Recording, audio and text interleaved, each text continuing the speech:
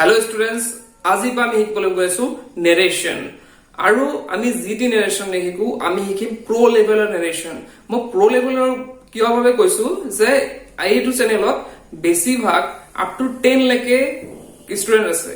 এতিয়া এই নেৰেশন সিৰিজটো কমপ্লিট কৰাৰ পিছত তোমালোকে যিকোনো এক্সামৰ হাই সেকেন্ডাৰী হওক বা ফিউচাৰত তোমালোকে যেতিয়া জব এক্সাম বিলাক দিবা তাতো নেৰেশন আহিব গতিকে তোমালোকে সেই গুটেইখিনি তোমালোকে সলভ কৰিব পাৰিবা সিৰিজটো কমপ্লিট কৰাৰ পিছত তোমালোকে সেই লেভেলটো অৰ্থাৎ এটা তোমাৰ যোনটো লেভেল আছে তাতকে তোমাৰ লেভেলটো কি হৈ যাব প্ৰো হৈ যাব নেৰেশন কৰাৰ ক্ষেত্ৰত নেৰেশনত এক্সামত আহে 2 মাৰ্কস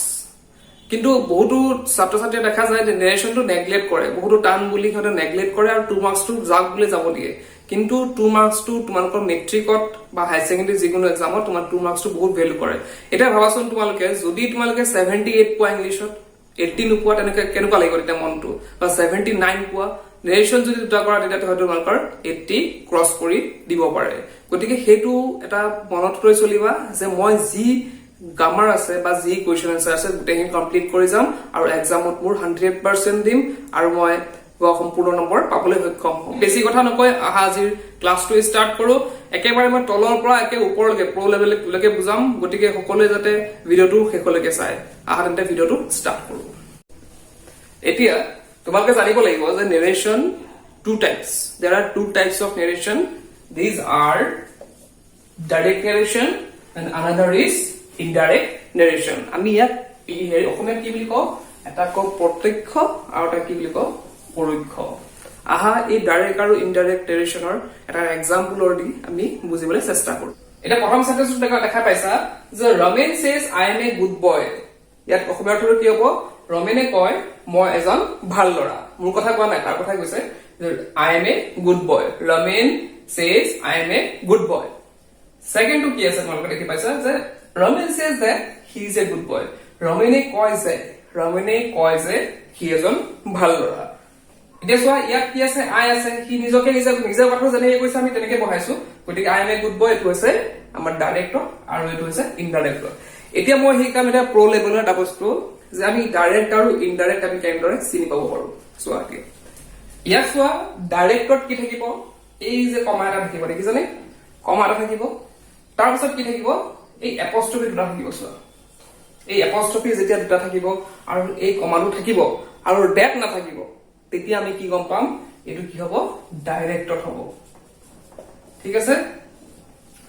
আৰু চাবা এটো ইনডাইৰেক্টত কি নাই চোৱা ইনডাইৰেক্টত চোৱা না কমা আছে না এপস্ট্ৰফি আছে ইয়াত কি আছে ডেট আছে গতিকে এটো কি হ'ব আমাৰ ইনডাইৰেক্ট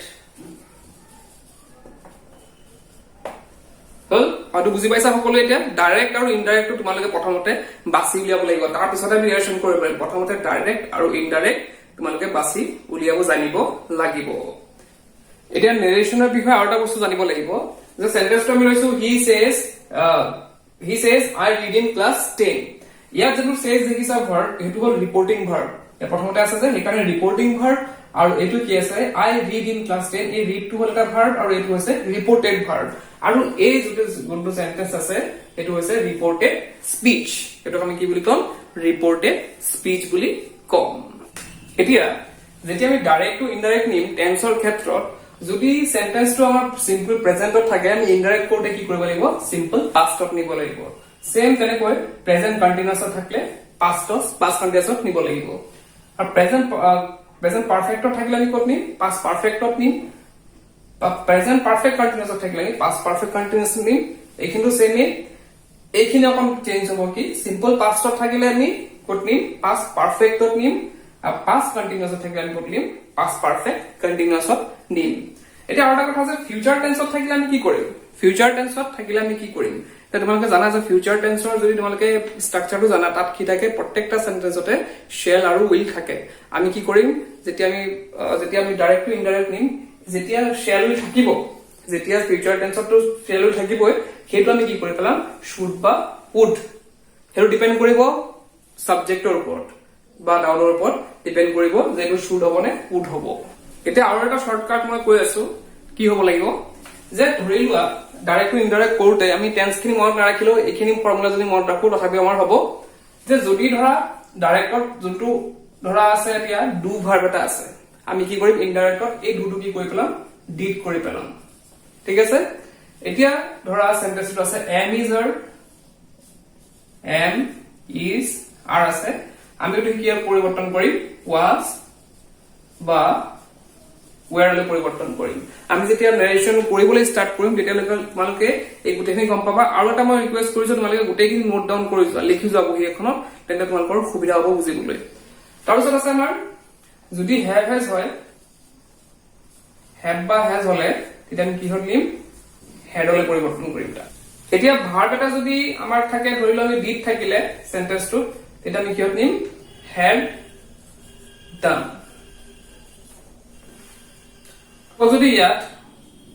was were লগতে যদি থাকে আমাৰ ভাৰ্বত ing অৰ্থাৎ past continuous থাকে যদি আমি কি হতনিম নেকে had been আৰু যেটো ভাৰ্ব থাকিব ধৰিলো আমি এতিয়া আছে do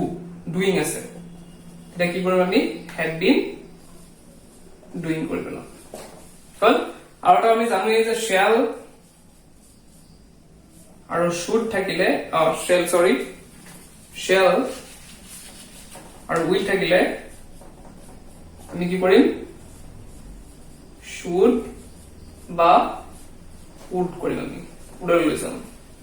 যদি can থাকে তেনে কি হ'ব could হৈ যাব যদি may থাকে might হৈ যাব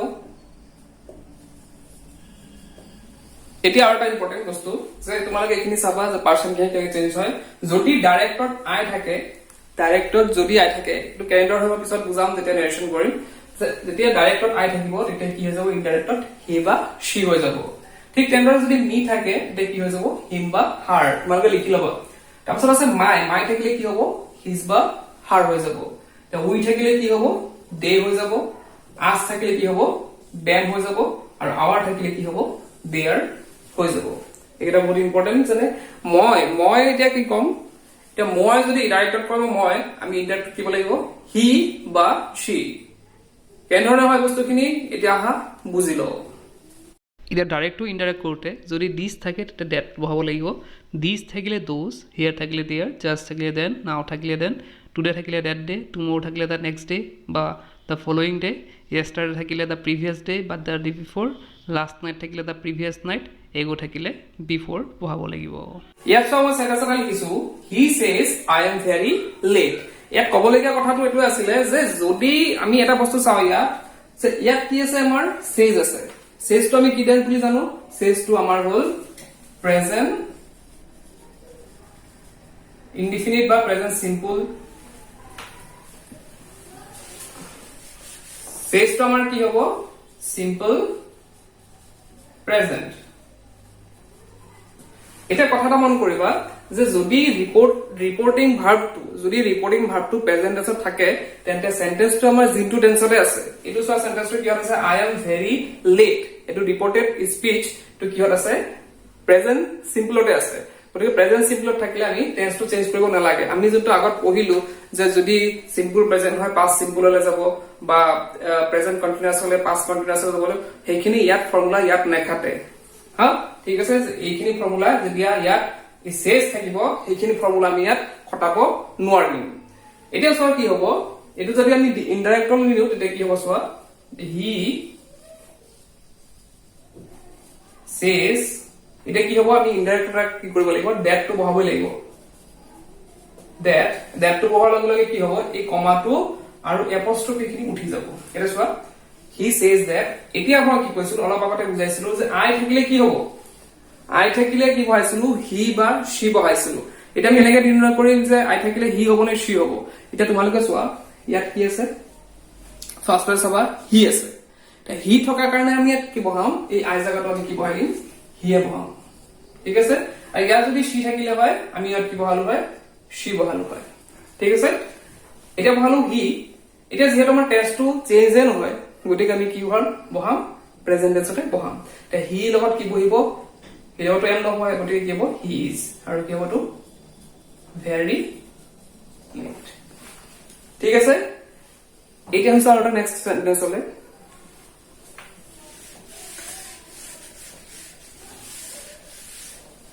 এতিয়া তোমালোকে চোৱা যে যদি এই সেজটো নথাকা হেতেন চেজটো নাথাকা হেতেন কি হলে হয় সেন্টেন্সটো যোৱা চেজৰ জাগাত কি থাকিলে হয় যদি সেট থাকিলে হয়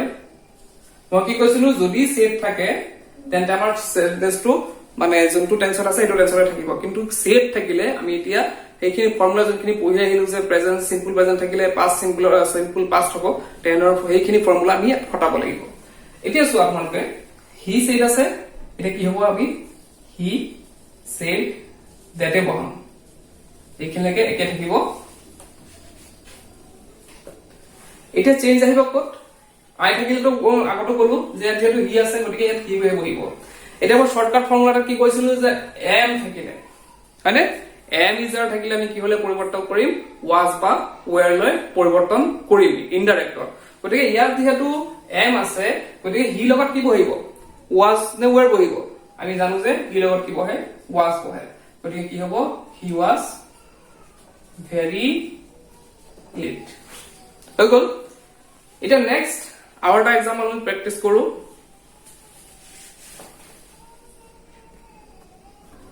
এটা আৰু এটা example she said I did it ইয়াত কি আছে আমাৰ she আছে ঠিক আছে আৰু এটো কি চাও আমি said আছে গতিকে আমি কি হ'ব আমি এই ৰিপৰ্টেড স্পীচটো আমি কি হলে চেঞ্জ কৰিব লাগিব টেন্সটো আমি চেঞ্জ কৰিব লাগিব এটা প্ৰথমতে স্টাৰ্ট কৰিছো she said that to বহাব লাগিব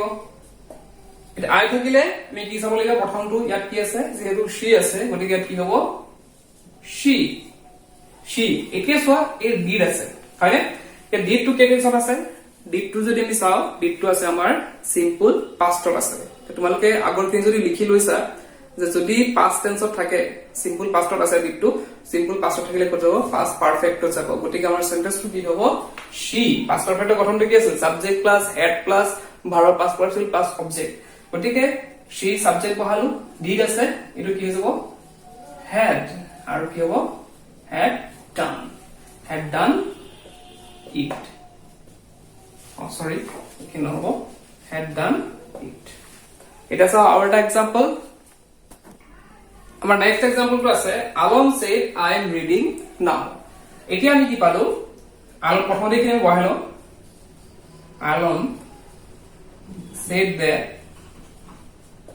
এটা দ্যাটটো বহাবলো এটা আই থাকিলে এটা কি চাম এটা তো আমাৰ হি বা she নাই গতিকে আমি আলমটো চালো আলমটো নামটো কি হ'ব লৰাৰ নাম হ'ব গতিকে যদি লৰাৰ নাম থাকে কি হ'ব হি হ'ব আৰু যদি ছোৱালীৰ নাম থাকে কি হ'ব she হ'ব তেছয় কি হ'ব Alon said that he আৰু এটা কি আছে যেহেতু said আছে গতিকে টেন্সটো চেঞ্জ হ'ব এটা কি আছে কি টেন্সৰ আছে প্ৰেজেন্ট কন্টিনিউয়াছত আছে গতিকে এটো কি হ'ব পাস্ট কন্টিনিউয়াছত যাব হি লগত কি হ'ব was who he was reading আৰু নাও থাকিলে কি হয় then হৈ গ'ল the next our example চাও the next sentence আছে চোৱা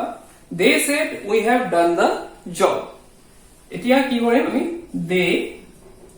said বহাম that এটা উই থাকিলে কি পাইছিলো উই থাকিলে কি হ'ব they হ'ব ইয়াত যেহেতু they আছে গতিকে কি হ'ব ইয়াত they আৰু have থাকিলে কি হ'ব have বা has থাকিলে কি হ'ব বুলি কৈছিলো had হ'ব গতিকে কি হ'ব they had done the job এতিয়া চোৱা আৰু এটা সেন্টেন্স এই সেন্টেন্সটো আছে I said I always go to school এতিয়া চোৱা আমি প্ৰথমতে এটো বহাই লৈছো I said that এটা তোমালোকে চাবা যে আই থাকিলে আমি কি পাইছিলো হি বা she পাইছিলো কিন্তু ইয়াত প্ৰথমতে কি আছে আই আছে গতিকে আমি হি বা she চেঞ্জ কৰিব নোৱাৰো ইয়াত কি হ'ব আই হ'ব তোমালোকে প্ৰথমতে এটো চেক কৰি লবা কি আছে আই হ'ল এতিয়া চোৱা এটো said আছে হয়নে said আছে পাস্ট টেন্সত আছে আমাৰ টেন্সটো চেঞ্জ হ'ব লাগিছিল কিন্তু চেঞ্জ নহয় কিয় কাৰণ নহয় এটো হেবিচুৱেল ৱৰ্কত পৰিছে অলৱেজ সদায় যায় সদায় কৰা কাম এটা চিৰয়ত ঘটনা এটা আমি কেতিয়াও চেঞ্জ কৰিব নোৱাৰো গতিকে এটো কি হ'ব যে he said I said that I always to কি হ'ব go থাকিব go to school same থাকিব এতিয়া আৰু বেলেগ যেনেকে man is mortal আমি man was mortal কৰিব নোৱাৰো he said man is mortal আমি কি he said that man is mortal আমি he man was mortal কৰিব নোৱাৰো কাৰণ সেইটো এটা চিৰসত্য ঘটনা গতিকে এইটো মনত ৰাখিবা habitual verb বা universal truth তেনে ধৰণৰ বস্তুবিলাক আমি কেতিয়াও narrationত tense টো আমি চেঞ্জ কৰিব নোৱাৰো এটা আৰু এটা সেন্টেন্স চোৱা ইয়াত কি আছে Raghu said my mother has been cooking for 2 hours এটো কি হ'ব আমি প্ৰথমতে পঢ়াইলাম Raghu said that এটা my থাকিলে কি হ'ব his বা her এটা his কেতিয়া হ'ব her কেতিয়া হ'ব যদি ইয়াত লৰা নাম থাকে এটা কি আছে এটো Raghu Raghu তো কি বাৰু লৰা নাম নে ছোৱালী নাম লৰা নাম নিশ্চয় গতিকে এটো কি হ'ব his হ'ব যদি লৰা নাম থাকে his হ'ব আৰু যদি ছোৱালী নাম থাকে এটা কি হ'ব her হ'ব এটা কি হ'ব that his mother the have has থাকিলে কি হয় আমাৰ had হৈ যায় গতিকে কেৱল his mother had been cooking for 2 hours এই ভিডিওটো ইমানখিনি কৰিলো আজি শিকিলো আমি বেসিক যেন কেনেকে নাৰেশন কৰে সেইখিনি কৰিলো আৰু তাৰ পিছত আৰু বহুত স্টেপ আছে কৰিবলগীয়া তোমালোকে এটা কথা মনত ৰাখিবা নাৰেশন খিনি যিমানে টান হওক দেখিবলৈ কিন্তু কৰিবলৈ মানে সহজ আৰু বহুত ইন্টাৰেষ্টিং নাৰেশন খিনি কৰিবলৈ গতিকে তোমালোকে বহুত বহিত গুটেখিনি নোট কৰি যাবা আৰু কিবা অসুবিধা থাকে তোমালোকে কমেন্ট বক্সত মোক সুধিব পাৰা গতিকে আজিৰ ভিডিওটো ইয়াতে শেষ কৰিছো keep watching you can learn